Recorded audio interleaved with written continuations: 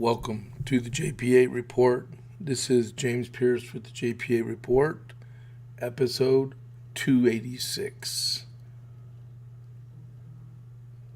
Good afternoon, everyone. Since it's past 12, forgive my voice. I got hit with some allergies, and now I'm coughing and I can barely talk.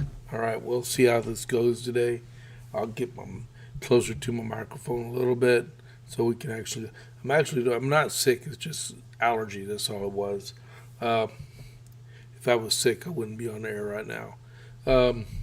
So just crossed the wires just a few minutes ago that the Tyler Robinson proceedings, he's the guy that killed Charlie Kirk, will be public. Okay. So that just crossed the wires just a few minutes ago. And like I was telling my wife, I cannot believe.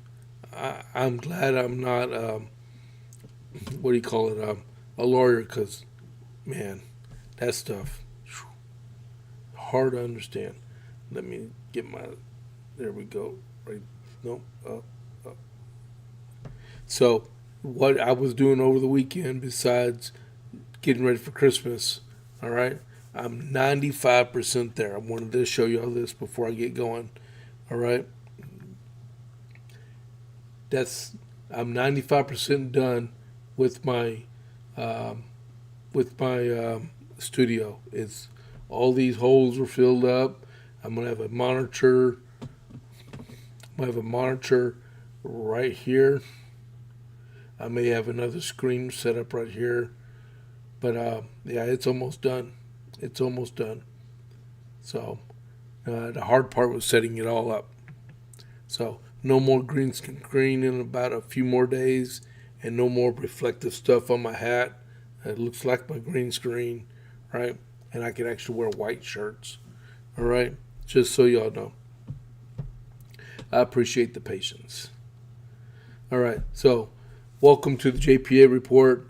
Thank y'all for tuning in today.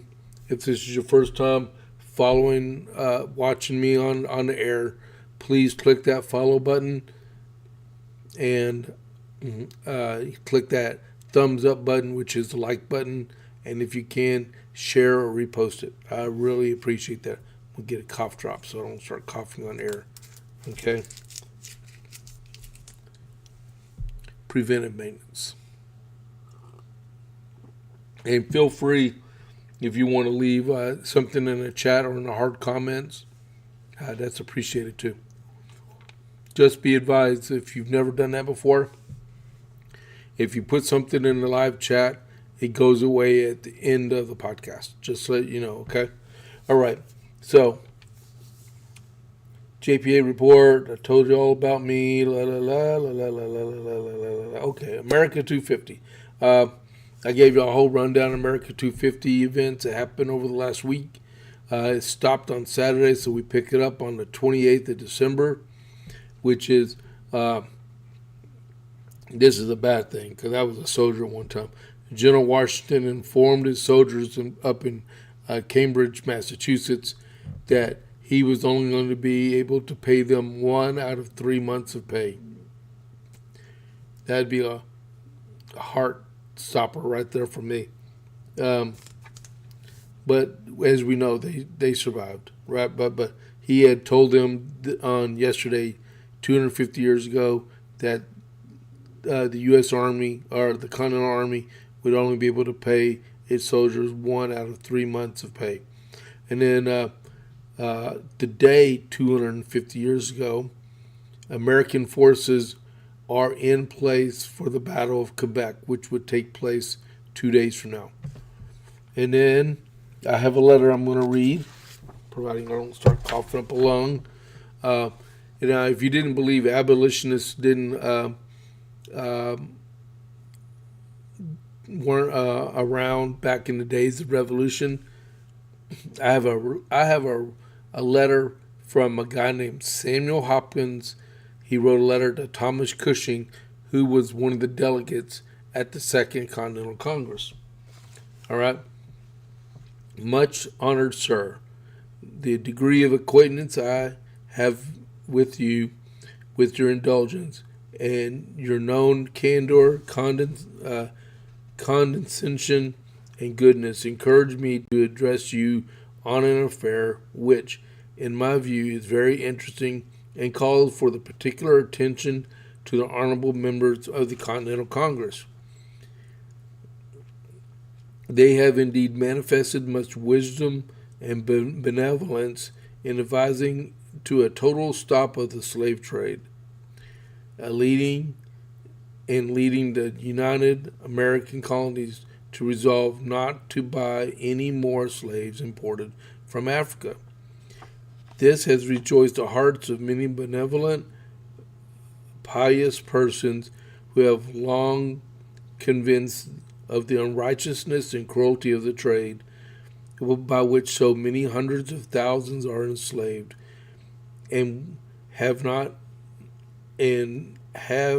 we not reason to think this has been one means of obtaining the remarkable and most miraculous protection and success which heaven has hereto granted to the United Colonies, in their opposition to the unrighteousness and tyranny and struggle for liberty.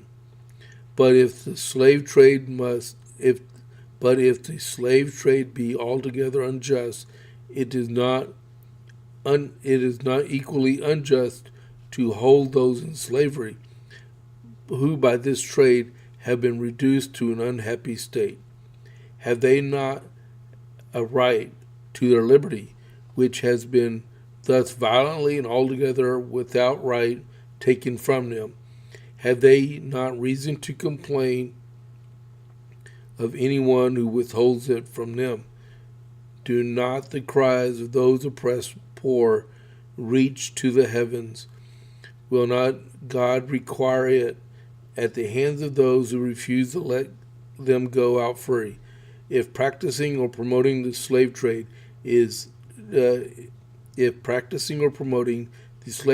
be inconsistent with what takes place among us in our struggle for liberty, it is not retaining the slaves in bondage, whom by this trade we have in our power, equally inconsistent, and is not there consequently an inconsistence in resolving against the former and yet continuing the latter?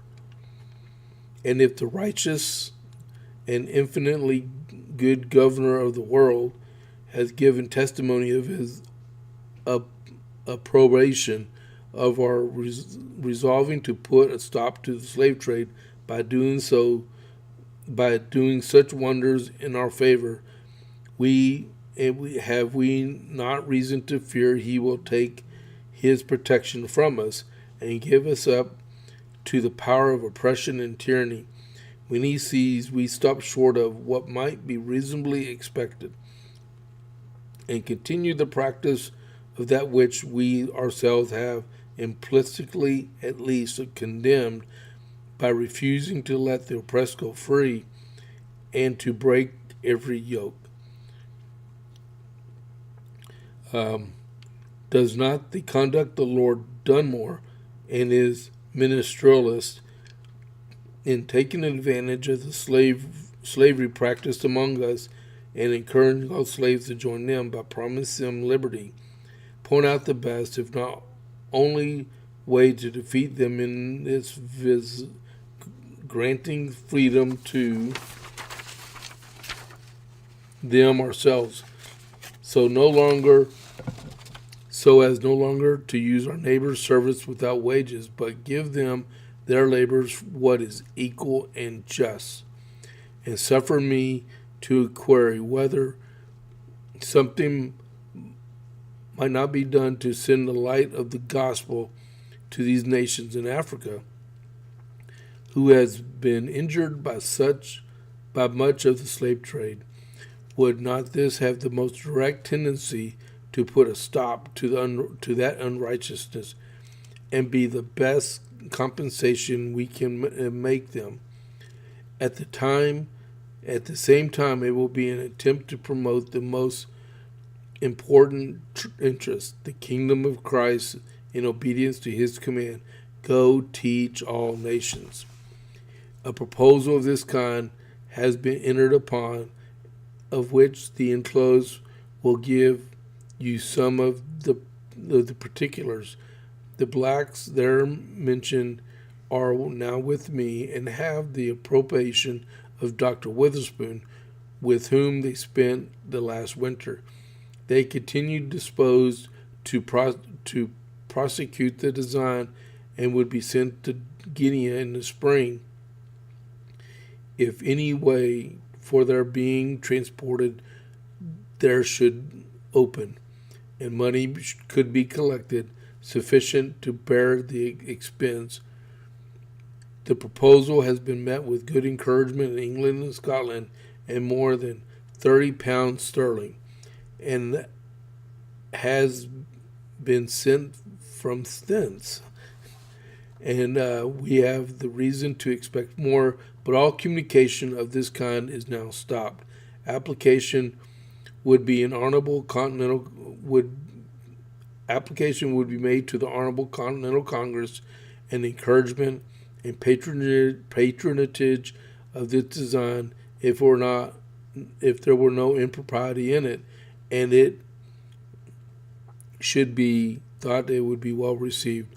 And I take leave, kind sir, to ask your opinion and advise in this matter, and to desire you to signify it to me in a line by the bearer, Mr. Anthony, if not inconsistent with the many important affairs which demands your attention. I am, honorable sir, with much respect and esteem, your very humble servant, Samuel Hopkins. Abolitionists, the beginnings of the Republican Party. Yes, that's pretty good. I like that letter because it seems like there was a drive to include the abolitionism of the slave trade and ownership of slaves in the beginnings of the Second Continental Congress. I don't know what happened with it through the end. That'd be something to do a little bit of research on to see what happened.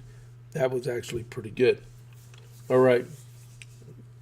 I like how the gospel. Now,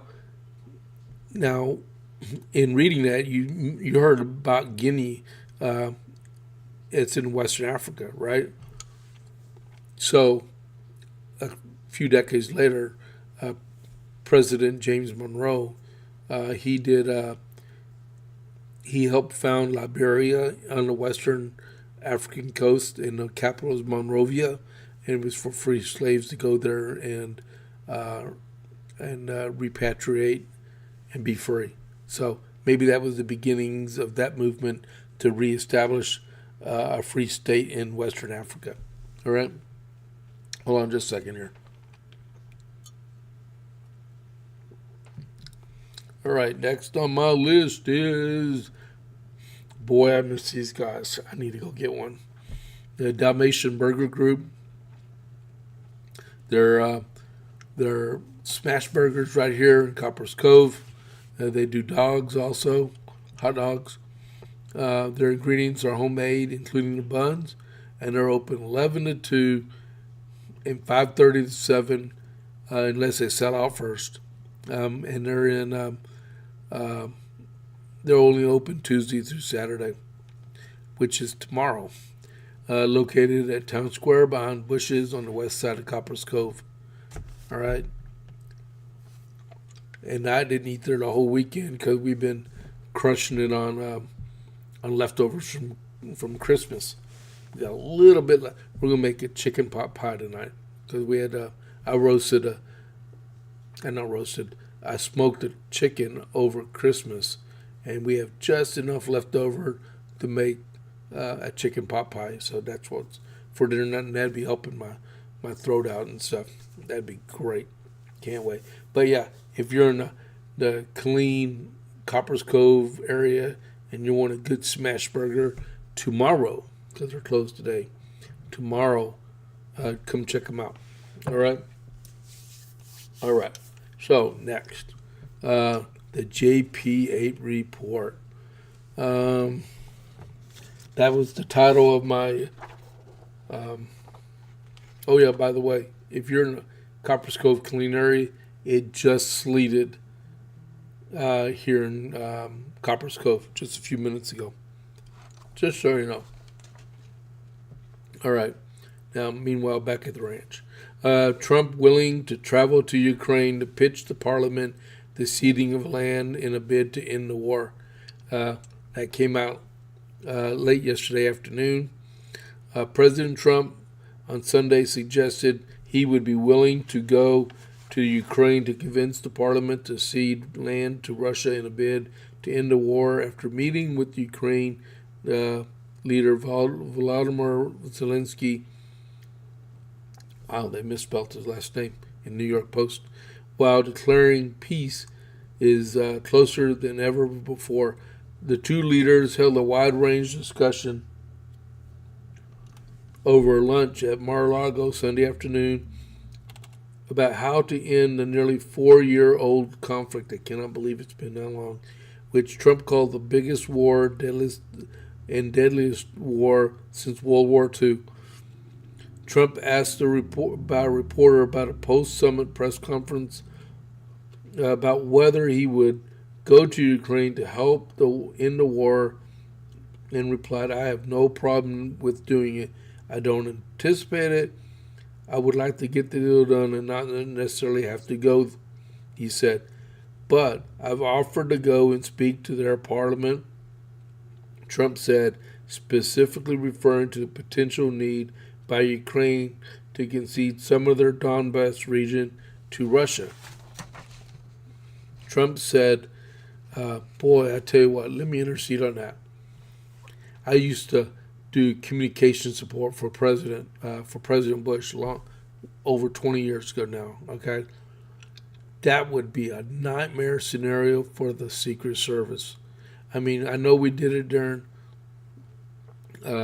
in Iraq and Afghanistan, but this is in a European war which Russia's involved.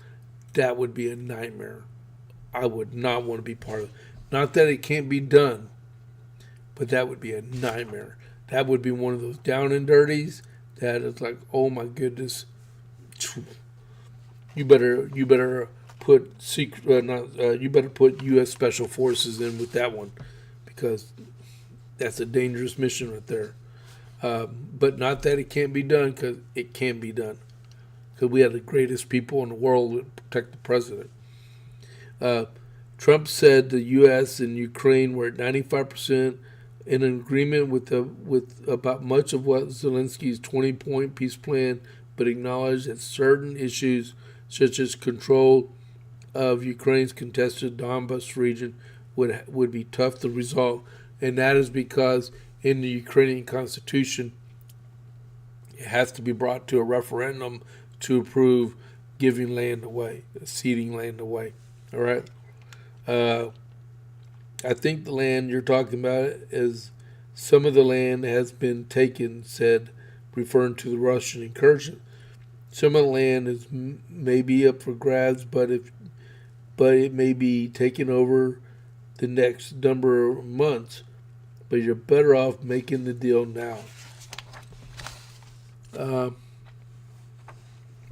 Throughout the peace talks, Zelensky has maintained that he lacks the authority to cede land to Russia on his own, casting doubt on territorial concessions. During the press conference, the Ukrainian leader explained that the country's parliament could potentially vote on the issue, or they could put it for a referendum. It's their land, Zelensky explained, referring to the Ukrainian people. The land, not of one person. It is the land of our nation for a lot of generations. And then Russian tyrant Vladimir Putin has been adamant that Ukraine cede the rest of the Donbass, despite the Kremlin so far falling short to conquer that territory by force throughout the deadly war. And then Ukraine's newly revamped 20-point plan is a pared-down version of the U.S. 28-point plan, which was viewed as more pro-Russian. All right. Let's see. Some of the highlights. It says they want a 15-year security guarantee from the United States, and that they wouldn't join NATO. So, wow. 250,000 Russians have died in Ukraine, and about 900,000 have been wounded. That's a lot. If that happened to U.S. forces, the president, the new president, and the next new president would all be removed from office. That is terrible. We don't sustain casualties like that no more. More conflict news. Thailand last night. Thailand and Cambodia both agreed to another ceasefire, which is good news. Maybe Russia and Ukraine can take lead from that and stop fighting, right? That would be good. Let's see. Next, Iranian president says it's total war with U.S., Israel, and Europe. I heard this over the weekend. I printed off this from the Fox News. It says Iranian President Masoud Pezeshkian, I'm sorry for mispronouncing his last name, said his country is engaged in what he describes as a total war with U.S., Israel, and Europe. In an interview published Saturday by Iranian state TV, media, Pezeshkian said that he believes the Western powers want to bring Iran to its knees, the Times of Israel reported. In my opinion, we are at total war with the United States, Israel, and Europe. They want to bring our country to its knees. Pezeshkian argued that the current conflict is more complex than the Iran-Iraq War of the 1980s, saying his country is now under pressure from every single angle, according to the Times of Israel. If one understands it well, this war is far more complex than that other war. In the war with Iraq, the situation was clear. They fired missiles. We knew where to hit. Here, we're besieging. Okay, they are besieging us from every aspect. They are creating problems for us in terms of livelihood, culturally, politically, and security-wise. Despite the strain, Pezeshkian claimed that Iran's military emerged stronger following this June conflict. That's a bunch of BS with Israel, according to the Times of Israel. Our beloved military forces are doing their jobs with strength and now in terms of equipment and manpower. Despite all the problems we have, they are stronger than we are stronger than when they attacked. If they attack us again, they will naturally face a more divisive response, he said.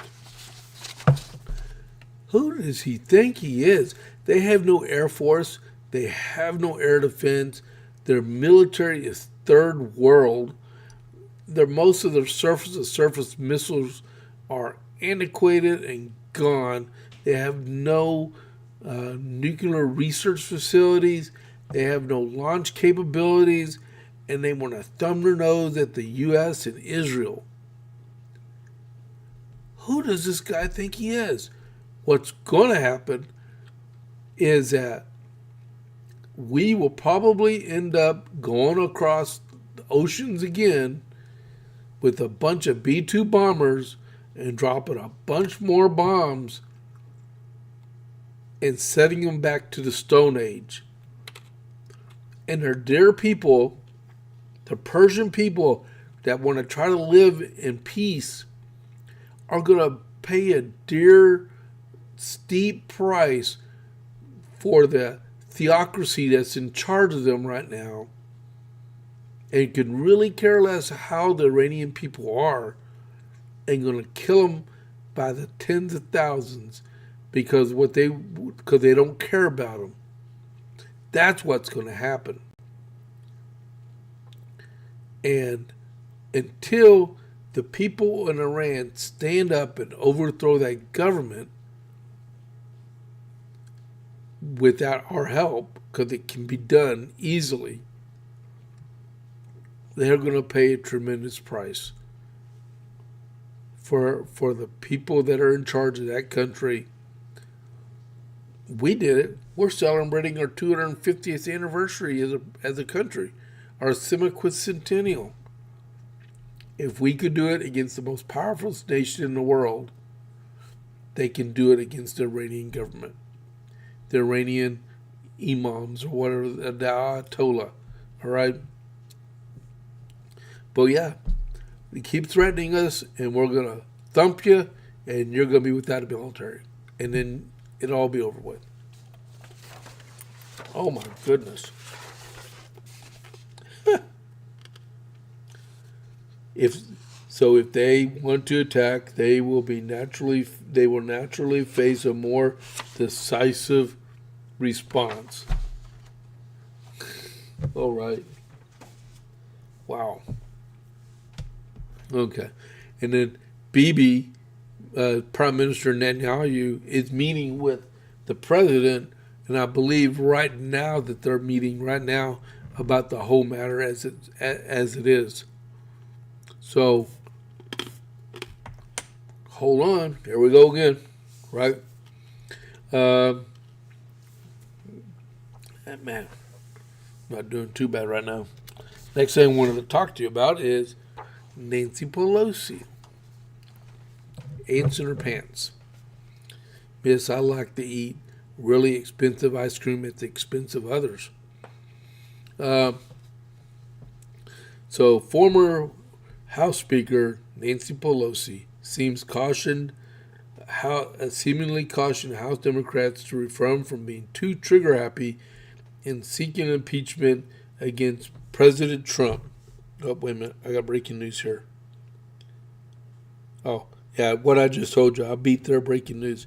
Trump and Netanyahu are holding high-stakes Gaza talks right now. And I bet behind closed doors they're talking about Iran also. It seems like Hamas is trying to rearm in the middle of the ceasefire they got going on down there. And that's what he mainly wants to talk to him about. So she's cautioning House Democrats to refrain from being too trigger happy in seeking impeachment against President Trump if they roar back the power. You got to get there first, lady, and you won't be there. And they don't want Hakeem Jeffries as their leader anymore. So I don't know who she's talking about. She underscored that Trump's actions will dictate whether a third impeachment is warranted and faulted the 47th president for forcing Democrats to attempt to oust him twice before during his first term. Both of them were unwarranted, and they were lied about events that the prosecutors should have been prosecuted for what they did to President Trump. Whether you like him or not, he's our president, and he did nothing wrong to deserve to be impeached twice. All right? And I honestly believe you can't impeach a president after he's left office in the first place. If that was the case, there's a whole string of presidents that did stuff illegally and stuff, like FDR interning the Japanese population in internment camps that were U.S. citizens. Let's start there, okay? But let's not go resurrect old news and stuff. I've said to people, the person who is responsible for impeachments of Donald Trump is Donald Trump. Yeah, sure. Lying bat. It is not something you decide to do. It's a violation of the Constitution he engages in. He did not violate the Constitution. I think she has dementia. That's what I'm just not wanting to admit it. And then Mr. Thaddeus, Al Green trying to impeach President Trump.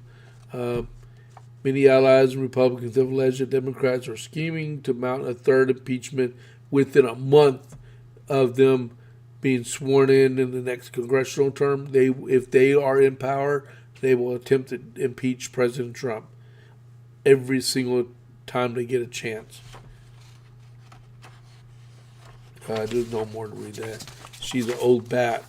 She should have been prosecuted for destroying official government paperwork when she tore up the State of the Union speech that was issued to her that was supposed to go to the National Archives after the speech, which they didn't prosecute her on because President Biden is heartless, and he's heartless. He doesn't know what he's doing.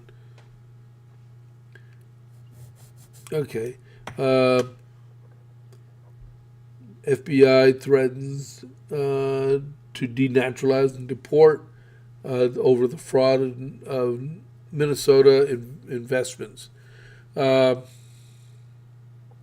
So before we get into that, it was announced over the weekend that the FBI will be evacuating out of moving from the J. Edgar Hoover building, which is falling apart, and all FBI operations that can be maintained in the D.C. area will be into Ronald Reagan International Trade Building. It'll be modified to fit the FBI and do all their work. And I do believe they're probably going to tear down the Hoover building and rebuild something in its place eventually. But they were,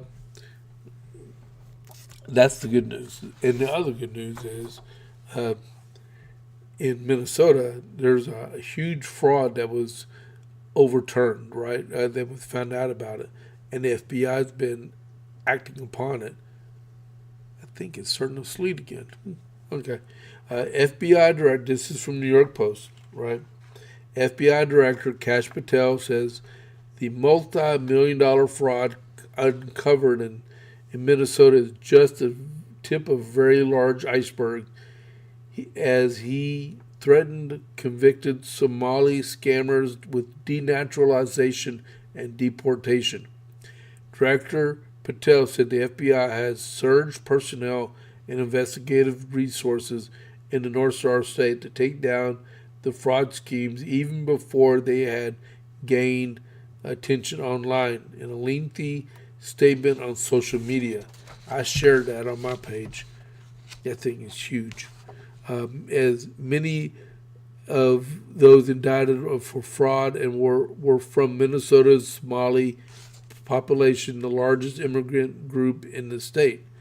To date, the FBI dismantled a $250 million fraud scheme that stole federal food aid meant for vulnerable children during COVID, Patel said. The investigation exposed sham vendors, shell companies, large-scale money laundering tied to feed our network future.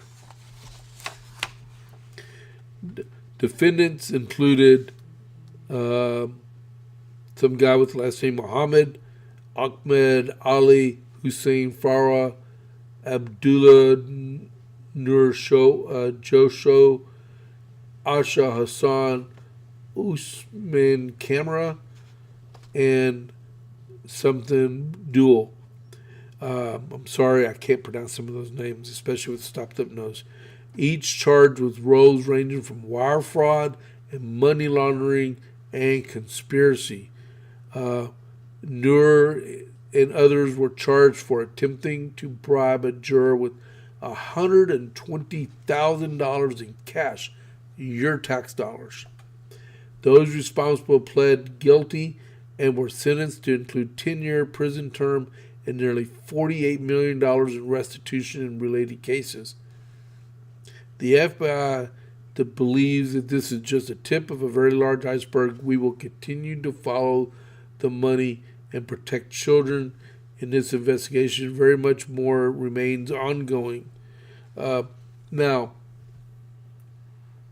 over the weekend, Nick Shirley, he's a podcaster, he has a 42-minute video that's been going haywire. Not just viral, but haywire.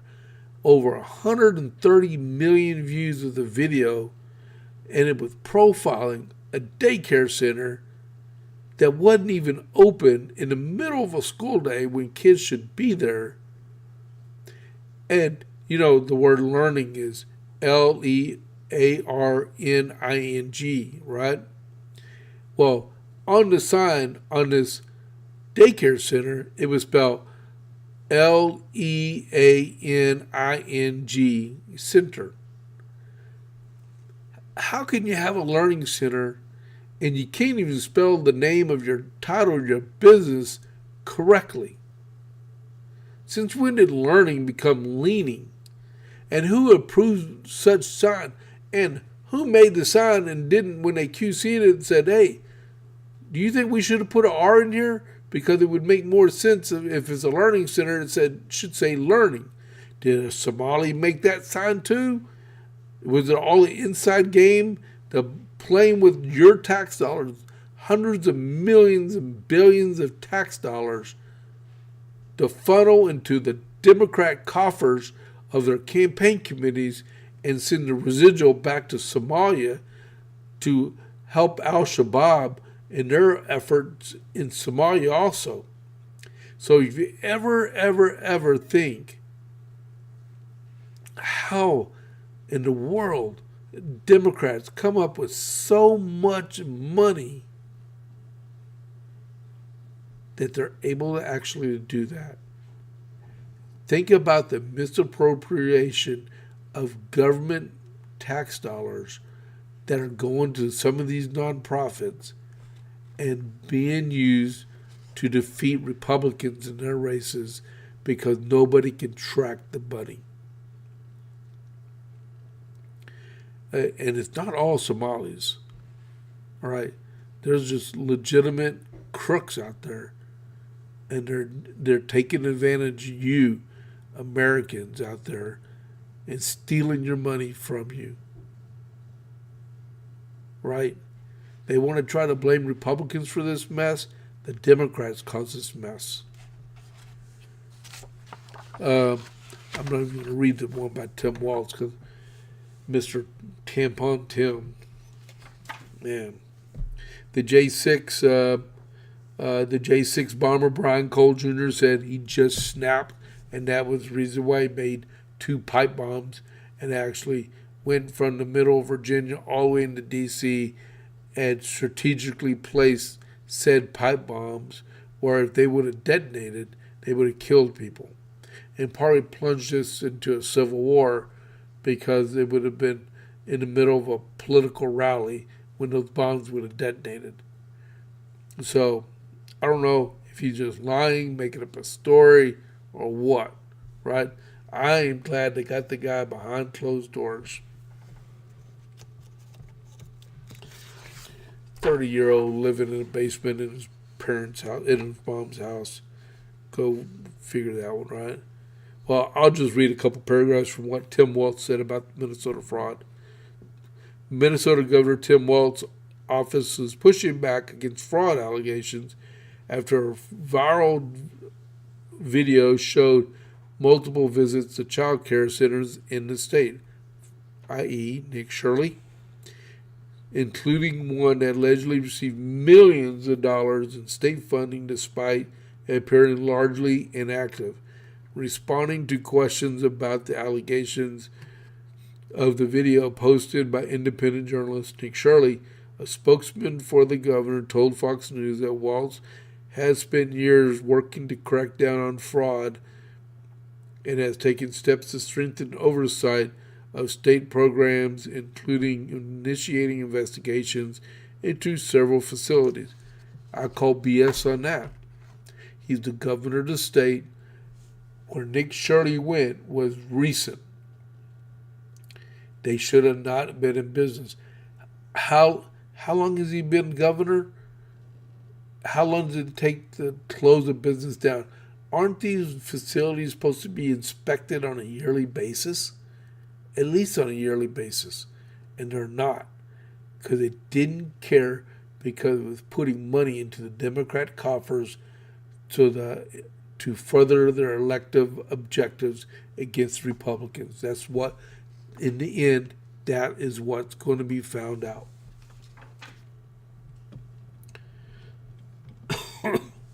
All right. I told you I didn't want to talk about that because I'm getting all my dander up. I got that done. California went to. You can't make this stuff up. Hold on just a second.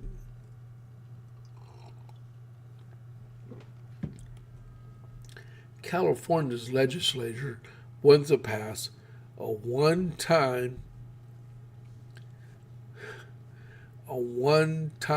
wealth tax on billionaires. If you have assets of $1 billion or more, you will owe the state of California 5%. That means it is to offset Obamacare cuts. So if you have $20 billion, which there's a lot of billionaires out there, they got over $20 billion. If you have $20 billion in assets, that's money, stocks, real estate, cars, computers, that's assets, right? Life insurance policies. If they total $20 billion, you'll owe $1 billion payable in over 5 years. So if you owe $1 billion in the wealth tax, which should be unconstitutional, right? It'll be $200 million a year you have to pay the state of California. You have to unelect these people. You can't let them keep terrifying the state of California. You got to get rid of them, get them out of your state.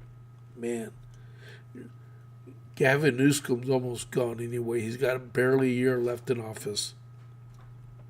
You got to get rid of him. He's going to destroy y'all. I only got a few more things left if my voice to use another cough drop. Hold on.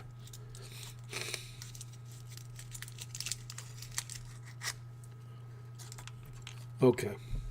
So next, Erika Kirk. I already told you the good news about her husband's assassin. That all of his court proceedings will be public. Wrong speech. Okay, here we go.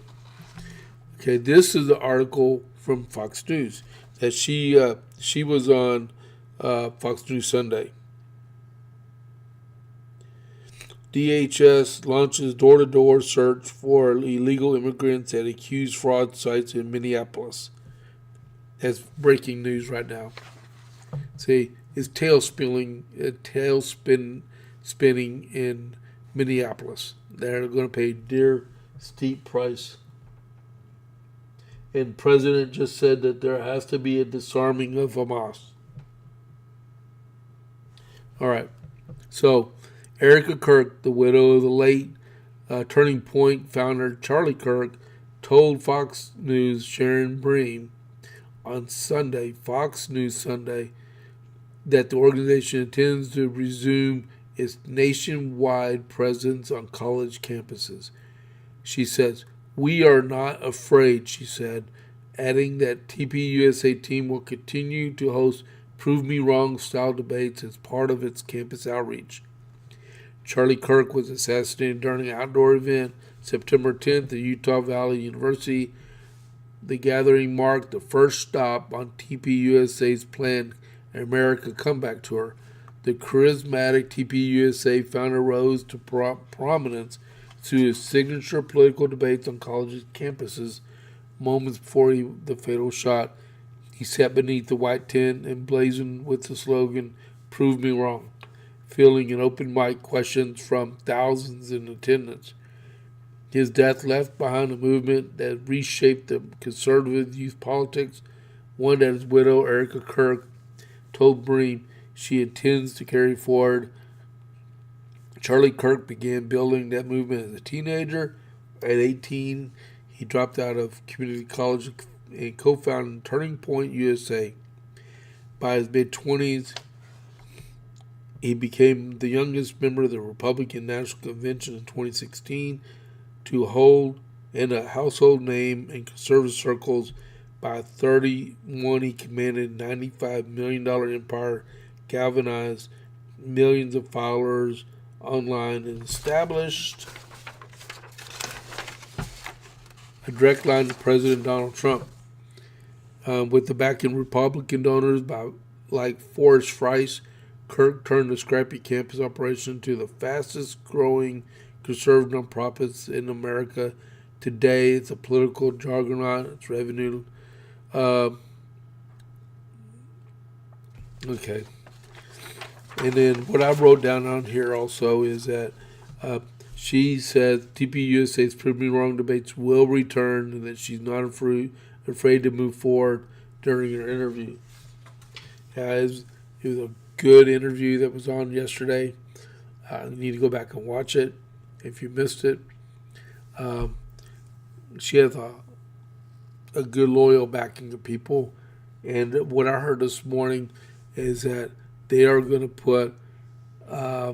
they're going to deploy 99 operatives inside all 99 counties in Iowa and establish a base of operations to get J.D. Vance to become the nominee when it comes time for nominating the new president for 2028's election. So that is the intent of TPUSA, is to get J.D. Vance over the hump. And I fully support that too. All right, so next is,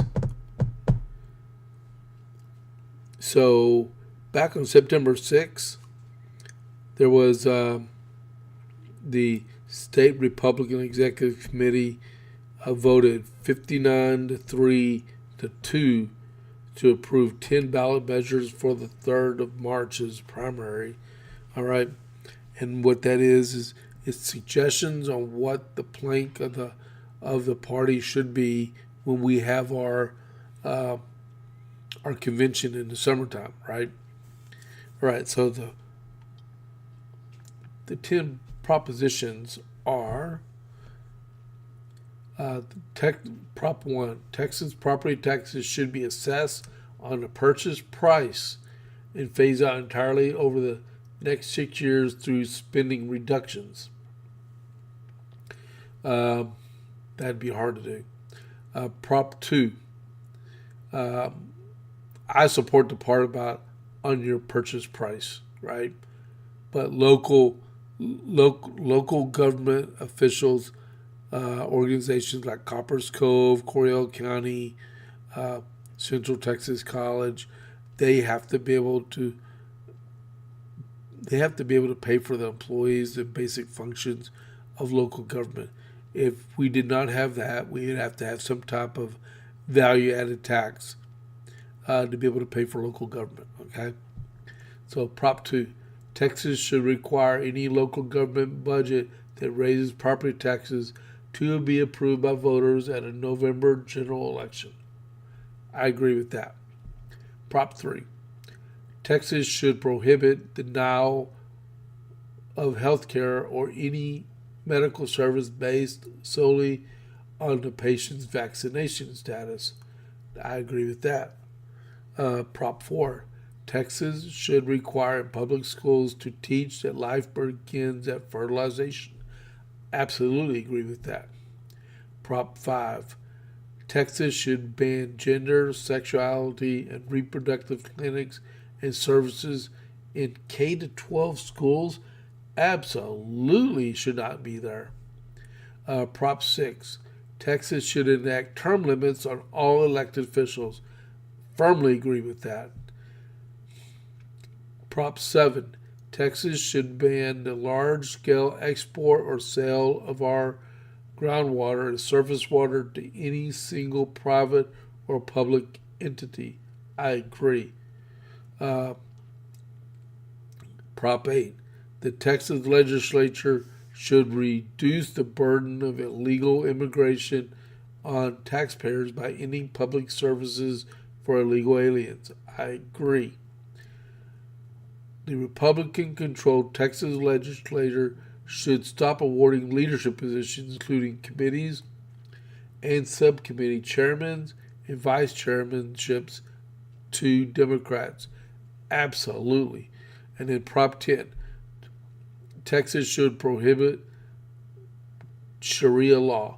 Sharia law is a direct contradiction to the Texas Constitution and the United States Constitution, and should not be allowed to exist anywhere inside the United States in any fashion, form or fashion.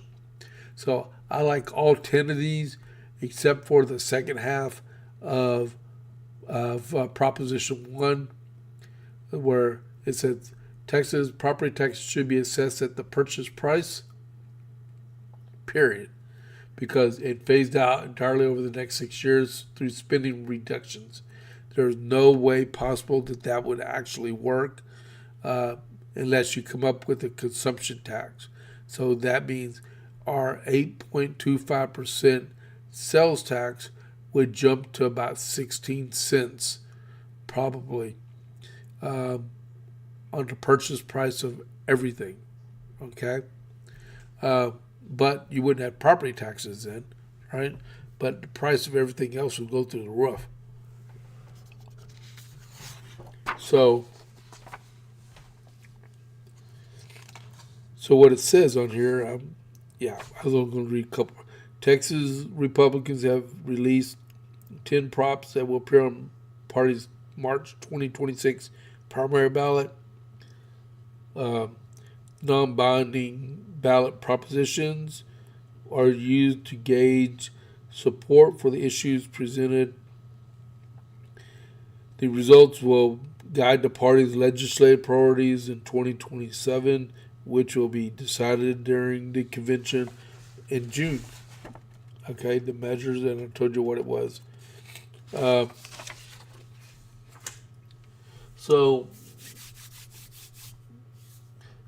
president's meeting with the Israelis right now. And then I did put another deal on here. There were 4 major laws that go into effect in Texas on Thursday, and then 31 overall. I posted the link for all the new laws going into effect in Texas on the comments section. So if you go to the comments section, you'll see that. All right.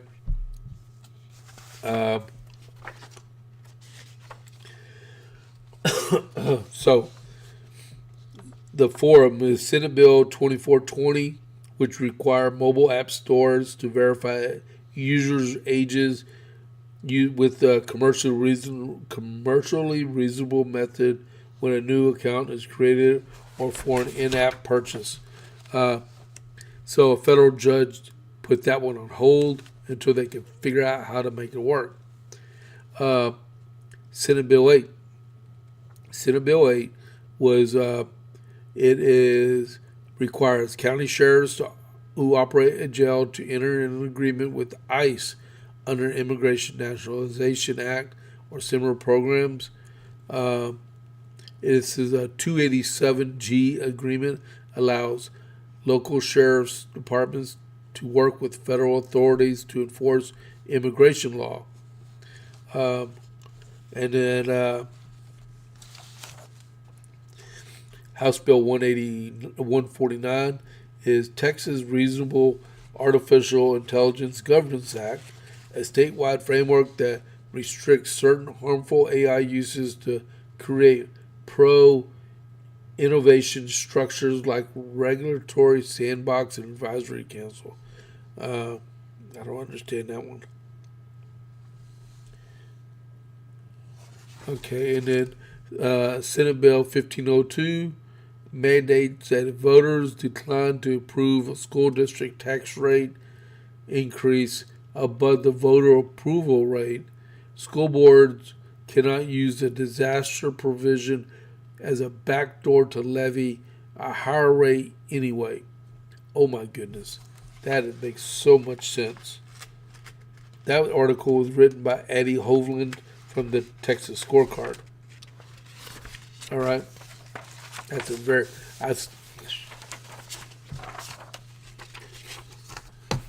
We have an emergency. Buildings are all falling down. We need to pass a 20% tax rate.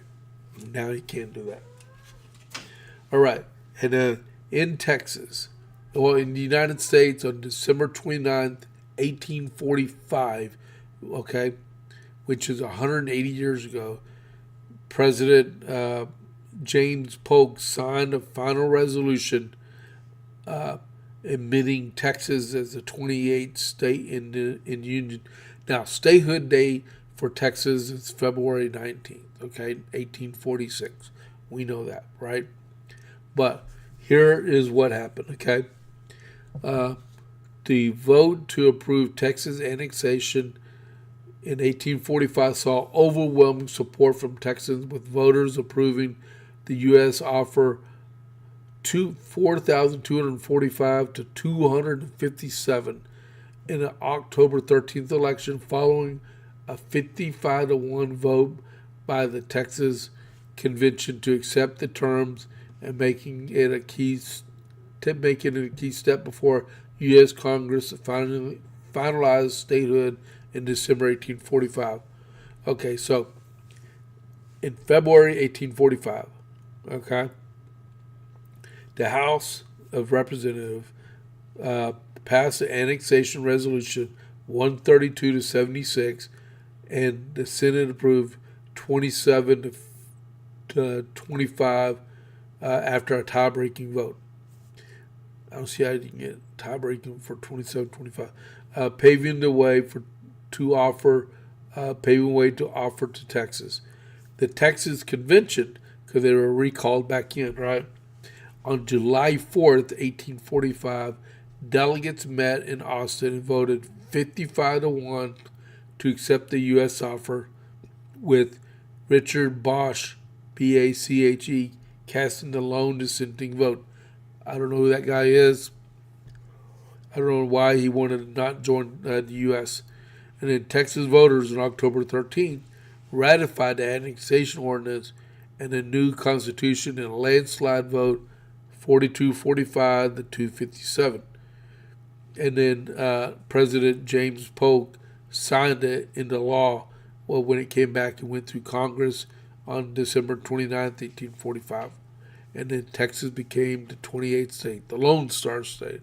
And then if you look at the map nowadays, right, you say, oh, wow, we have a cool-looking state. Well, technically, Texas went all the way, followed the whole boundary of the Rio Grande River, all the way through the middle of New Mexico, up into Colorado, and a portion of Wyoming. That was Texas. And to pay off our debts, we had to cede all that land to the United States to pay off our debts, right? That's how we got our boundaries for our state, right? So that was 180 years ago. So technically, in 2 months, less than 2 months, Texas will be officially 180 years old as a United States state, right? Even though we trace our stuff back to October 2nd, 1835. All right, so that is the JP8 report for today. So don't forget, click that follow button. I should have said it earlier. Click that follow button and click that like button, please, please, please, please, right? I have 101 followers. I would like a few more, right? We're trying to compete with the big boys, and I'm broadcasting this week. They're all on vacation, right? I'm doing what I need to do to build up supporters. So if you want to find me on my socials, I'm on X. I'm live on X right now at James Pierce Jr. I'm live on Facebook at James A. Pierce Jr. I'm live on YouTube, or ScrewTube, however you want to call it, at the JP8 Report at 6-7. I'm on Truth Social, James A. Pierce, and that's my email address. I appreciate all the support y'all give me out there. Hey, I made it. A whole hour. There's no one to try to raid to or anything. My voice is feeling pretty good. I went through 3 cough drops, I believe. That's all right. I'll live. So I will be back tomorrow. And I'll give you a rundown of what's going on. The president's talking to BB right now. So as soon as y'all get off the air with me, turn it back on Newsmax or Fox and check out the president and BBNet and all of you. Check them out. So this is James Pierce with the JP8 report. I'll catch you on the flip side. I'm out.